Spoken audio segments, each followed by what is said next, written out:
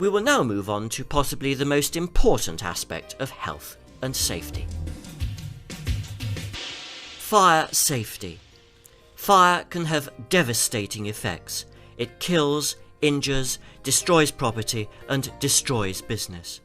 Under the law, your employer has a duty to undergo a range of fire prevention and risk reduction procedures such as fire risk assessment, regular and adequate fire training of staff, safe and adequate means of escape, installation of fire safety equipment and fire emergency procedures. It can be reasonably easy to reduce the risk of a fire. Simple housekeeping seriously reduces the risk of a fire breaking out. It's usually when negligence takes place that fire hazards develop. The accumulation of rubbish is a potential fire hazard and is unnecessary.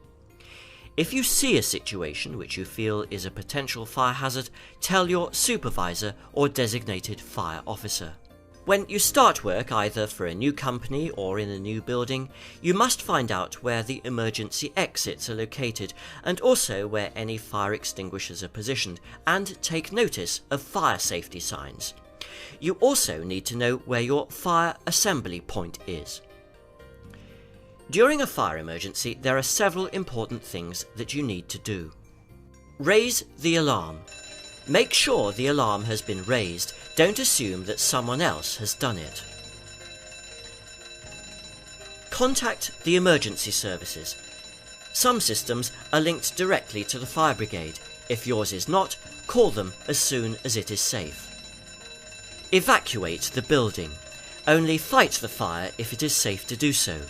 If it is safe, make sure you select the correct extinguisher. Red, water.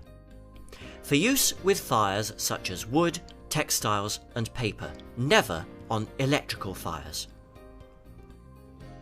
Black, CO2. Very good general purpose fire extinguisher, especially electrical fires. Blue, dry powder. Very good general purpose fire extinguisher, can however leave deep-seated fires to smoulder only to reignite later. Cream, foam.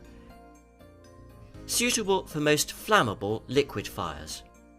If it is not safe to fight the fire, leave immediately. Don't stop to pick up any personal items and never return to a burning building. If you can, shut doors and windows in order to starve the fire from the oxygen it needs to spread.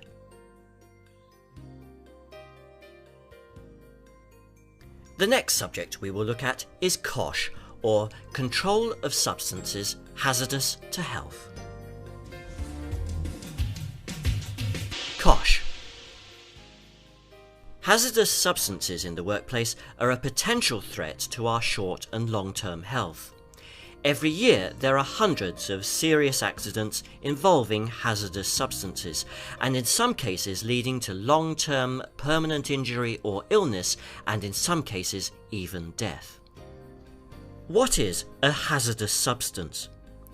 Hazardous substances come in many different forms, such as liquids, solids, gases, powders, dusts, bacteria and viruses, and vapour and fumes.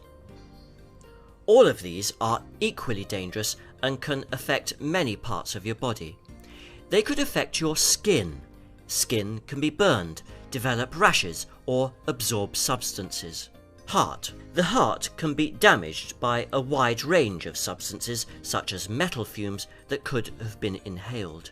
Lungs. Many substances that can be inhaled will damage your lungs. Kidneys. A lot of substances that get into your body will be filtered through your kidneys. During that process, you can suffer damage to these vital organs. Nervous system. Your nervous system is vital for your survival. Hazardous substances can have a deadly effect. As an employee, you must follow the safe working practices laid down by your employer. It is also up to your employer to make sure that if your job requires it, you have relevant training and instruction. The most important thing for you to remember whilst thinking about COSH is your personal protection. If a job is a risk to your health, then you must make sure that these risks are monitored by competent staff. You must also be provided with and wear the correct personal protective equipment, PPE. This is our next subject. PPE. The Personal Protective Equipment at Work Regulations 1992 states that every employer shall ensure that suitable personal protective equipment is provided to his employees who may be exposed to a risk to their health and safety.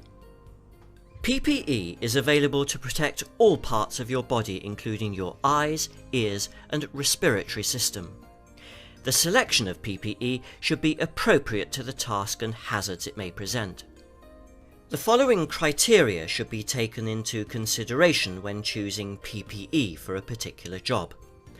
The protective equipment should be suitable for the job, and it should give the user the right level of protection.